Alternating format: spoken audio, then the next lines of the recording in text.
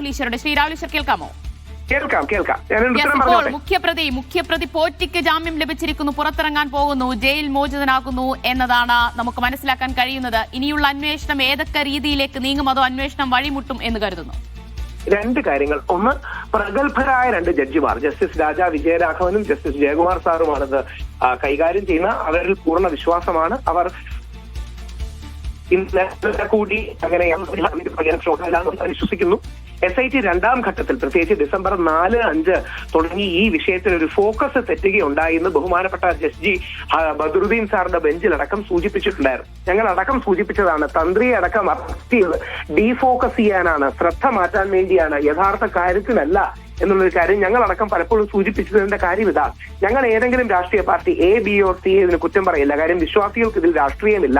ഇതിന്റെ സത്യം എന്താണെന്ന് തിരിച്ചറിയണം. സ്വർണം നഷ്ടപ്പെട്ടിട്ടുണ്ടെന്നുള്ള കാര്യം സത്യമാണ്. പക്ഷെ എത്ര സ്വർണം നഷ്ടപ്പെട്ടു, എവിടെ നഷ്ടപ്പെട്ടു, എങ്ങനെ നഷ്ടപ്പെട്ടു തുടങ്ങിയ കാര്യങ്ങളിൽ ഇതുവരെ ക്ലാരിറ്റി ഇല്ല. SITയുടെ ഭാഗത്തു നിന്ന് അത്തരം കണ്ടെത്തലും കൂടെ ഉണ്ടാകണം.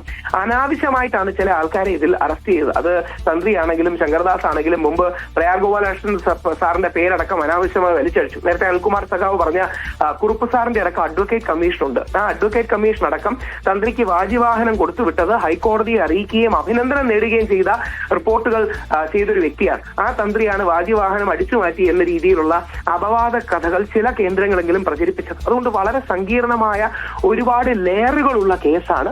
എത്രയും പെട്ടെന്ന് ഇതിനൊരു സൊല്യൂഷൻ ഉണ്ടാകട്ടെ എന്നാണ് പ്രാർത്ഥിക്കുന്നത്.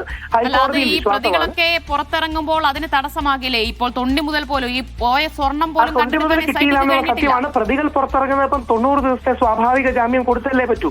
ഞങ്ങൾ മനസ്സിലാക്കുന്നത് മാർച്ചോടുകൂടിയാണ് കുറ്റപത്രം സമർപ്പിക്കാൻ പോകുന്നത്. അപ്പോൾ നമുക്ക് അതിന്റെ ഡീറ്റെയിൽസ് കാത്തിരുന്ന് കാണാം. എന്തായാലും ഒരു കാര്യം പറയാൻ ഞാൻ ആഗ്രഹിക്കുകയാണ്, ഒരു വിശ്വാസി എന്ന നിലയിൽ ഇത് കോൺഗ്രസോ കമ്മ്യൂണിസ്റ്റോ BJPയോ പരസ്പരം ആക്രമിക്കാൻ ഉപയോഗിക്കേണ്ട ഒരു രാഷ്ട്രീയ വിഷയമല്ല. അയ്യപ്പൻ ഒരു രാഷ്ട്രീയ ഫുട്ബോൾ അല്ല, ആകരുത്.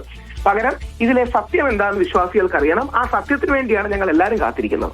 ശരി, നന്ദി ശ്രീ രാഹുൽ ഈശ്വർ പ്രതികരിച്ചതിന്.